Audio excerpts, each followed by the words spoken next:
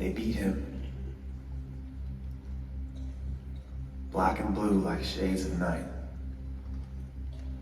Though he promised that a sun would rise so their daughters and sons would be raised to life, but still they beat him. His face bore the type of pain that our shame deserved. He was short of breath for all our shortcomings.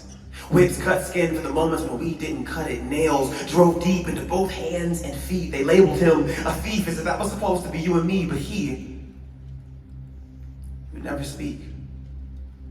Only let the broken body language of his suffering explain that this was as he had always intended for it to be. For if our lives couldn't set us free, then our deaths wouldn't be any different. Yes, the wages for sin is death, but even our deaths seem insufficient, for it's only by holy blood is a broken heart mended.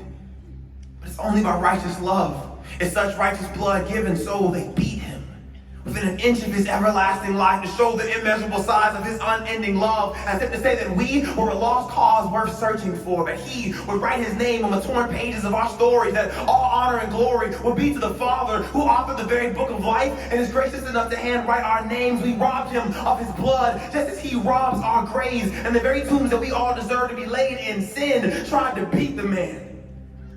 No, but death couldn't beat the man. His love overcame so that our hearts would beat again. I've always known that sticks and stones would break my bones, but who'd have thought that a wooden cross would meet the rock of my salvation? And we trade places, and his bones would be breaking for my restoration. His blood spills as payment to purchase our graves and fashion them in the newness of life. He let them beat him to death, but death got beaten because he's alive. Church, he's alive. Amen. He's alive. He's alive. So don't let that sin lie to you. He's placed a treasure inside of you. Diamonds are worth the same as rocks if there's no light inside the room, but the moment we let him in, that'll be the moment that we see that we've been called to be picked up, and through his service we'll receive, because we're the twinkle of his eye still.